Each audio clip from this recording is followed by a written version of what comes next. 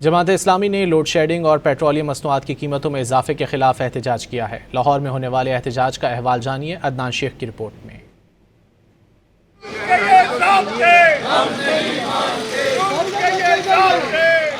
غیر اعلانیہ load shedding, petroleum مصنوعات اور بجلی کی بڑھتی قیمتوں کے باعث صارفین عاجز آ گئے۔ مظاہرین نے وحدت روڈ پر جمع ہو کر حکومت کے خلاف شدید نعرے بازی کی۔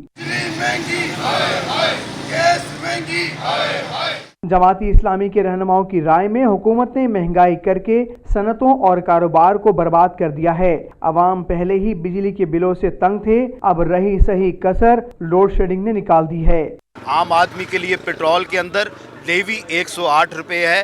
عام آدمی کے سولر کے اوپر جو ہے کہ نیپرا کے لیے ٹیکس ہے۔ عام آدمی تنگ ہے، کسان تنگ، نوجوان تنگ۔ وقت نے اسی طرح لوٹ مار کی اور پیٹرول کی قیمتیں کم نہ کی تو پھر حکومت وقت کو اپنی حکومت برقرار رکھنا مشکل ہوگا۔ عوام پہلے ہی تنگ ہے، لیکن جو عوام میں احتجاج کرتی ہے گورنمنٹ اس میں اور اضافہ کرتی جا رہی ہے، پیچھے نہیں آ رہی، آگے جا رہی ہے۔ پیٹرول کی قیمت میں اضافہ اور ڈیزل کی قیمت میں اضافہ اور اوپر سے اس میں ٹیکس بھی بڑے شامل کیے ہوئے ہیں۔ مظاہرین نے مطالبہ کیا کہ حکومت پیٹرولیم مصنوعات کی قیمتوں کو نیچے لانے کے لیے لیوی اور بیجا ٹیکس ختم کرے۔ کیمرہ مین عثمان راجہ کے ساتھ عدنان شیخ، ڈان نیوز، لاہور۔